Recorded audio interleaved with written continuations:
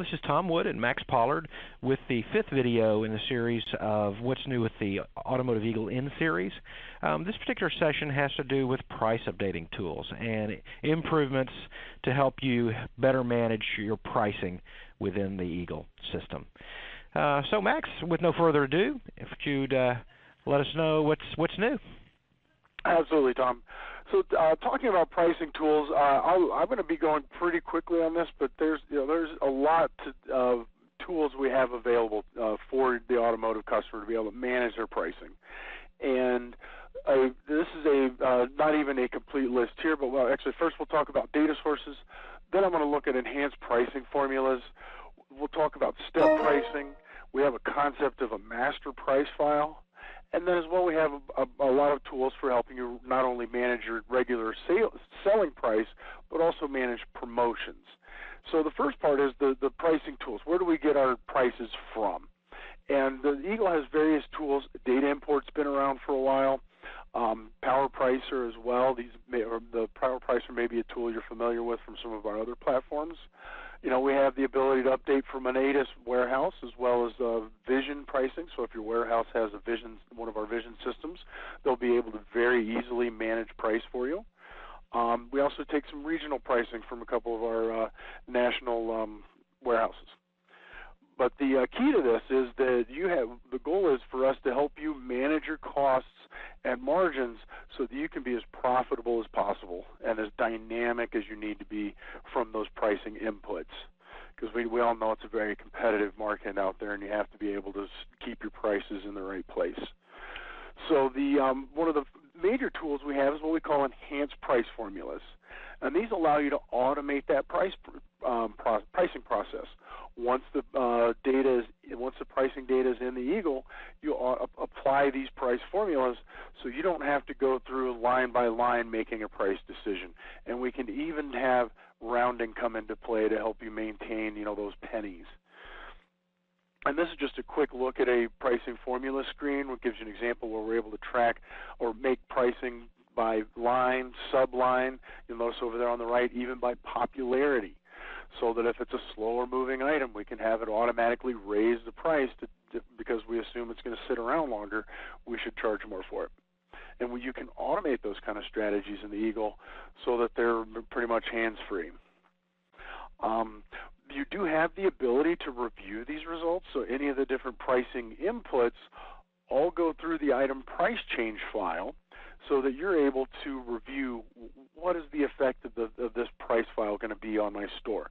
You can see examples, current costs, new replacement costs, the new retail, current retail, and different columns. So you can very quickly assess what's the effect of this file going to be on my prices. Another tool that we've added to the Eagle recently is called step pricing, being able to manage the markup based on the cost of the part, rather than just saying everything in this group marks up 35%. We can say, okay, everything with a price or with a cost under 50 cents gets marked up 150%. Everything under $1 gets marked up 125%. So that way you can take those low price items and be able to increase profits, because instead of that O-ring going out at 35% markup, sell it for 75 cents, you can get it to go out the door at $1.99. And so it's a very powerful tool for gaining margin on those real low cost items. And just a quick example of one, so I've got a dollar gives me 90%, up to $2 is 85, and just steps on down back to, to get that additional margin on low cost items. Some other strategies and ways that we can manage pricing are listed here: velocity, quantity, price, package. We can even do loyalty programs, rebates, and promotional pricing. But actually, first let me talk about the pricing store. This is a tool for you, this auto parts store, to be able to have full line loads, and manage pricing on those full line loads while not slowing down your day-to-day operations of reporting what's in your inventory. So it's basically, the concept is it's a separate store. You don't sell out of it. It's just there to hold the data of the full line loads with price and costs. And so that allows you to have a quicker and smoother POS. If you look up a part in the catalog that's not currently in your file, you can have a data record already there with the pricing on it, and from the point of sale, the counterman can very easily select that part if you want him to, be able to add that part to inventory, and also bring over your warehouse's price and cost for it, so that it's going to be a good sale and you'll make your margin. But that the guy at the counter barely knows that anything happened. He just does a lookup and selects the correct part and sells it. And so the last piece I'd like to talk about on pricing is promotions. And I know historically, Tom, the auto parts stores always, retail is kind of a four-letter word, but I think today with the competitive landscape that's here, that our guys, our auto parts customers, have to act more like a retail store and do things like promotions and being able to increase your sales and your market share by making these promotions, bringing them in so they can experience your expertise and service levels and see how they differ from those national stores where they've got the clerk there that's just got his ASE cert and he's been on a counter for 2 months. Versus, your store that's got countermen that are seasoned. So this is a way to bring them in so that they can understand how you're different. But that we can also do dynamic promotions, being able to do coupons or serialized coupons for high-value offers.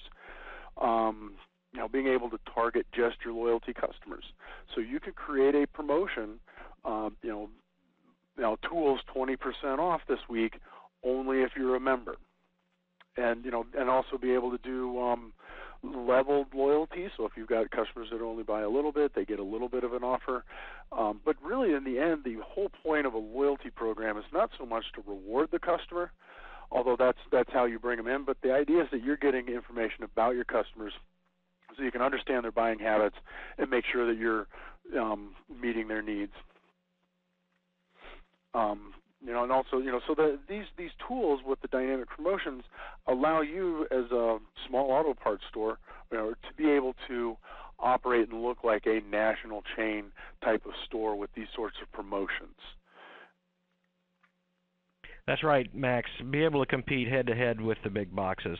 And those guys, they wouldn't be doing these promotions, having these retail-like functions if they didn't pay off. The big box guys know there's definitely a payoff at the end of that rainbow. So anytime you can jump on and compete, that's important.